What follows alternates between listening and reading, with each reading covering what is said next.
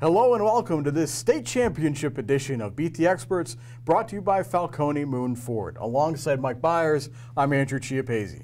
AJ, we are going to Hershey for the fourth straight year. 3 years ago, Central Valley played in the state final. 2 years ago, Aliquippa. Last year, Beaver Falls. And at noon Saturday, at Hersheypark Stadium, Quaker Valley is playing Middletown. Yeah, and if Middletown sounds familiar to a lot of our viewers and readers out there, they should, because that's the team that Beaver Falls played last year and defeated 30-13. And while some of the faces have changed for Middletown, and Quaker Valley is obviously going for the first time, this feels a lot like last year's matchup to me. And the big reason why is Middletown has not played Quaker Valley's schedule. Middletown is a great football team, 14-0. They've really rolled through the playoffs. They haven't had a close game since October. They have two 1,000-yard rushers, you know, all the great qualities that make up a good football team. But Quaker Valley has played a much tougher schedule, especially in district play. No one on Middletown's schedule approaches the level of Aliquippa.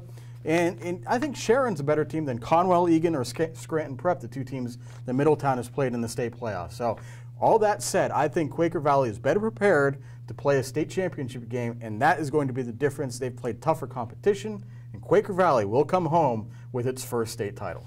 AJ, I concur. I agree with you. You know what? Last year, we found out that Middletown, they were 14-0 last year, okay?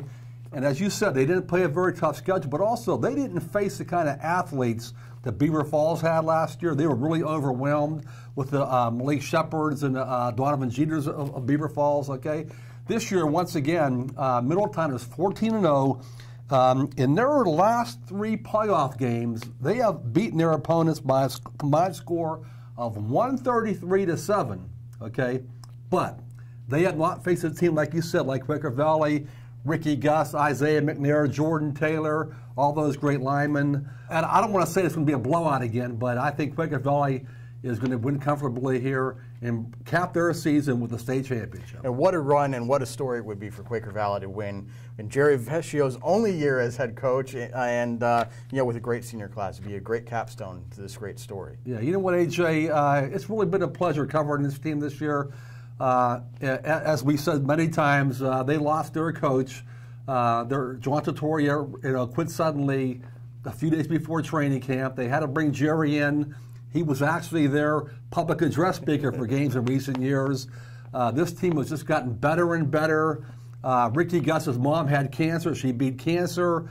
He's having an outstanding football season.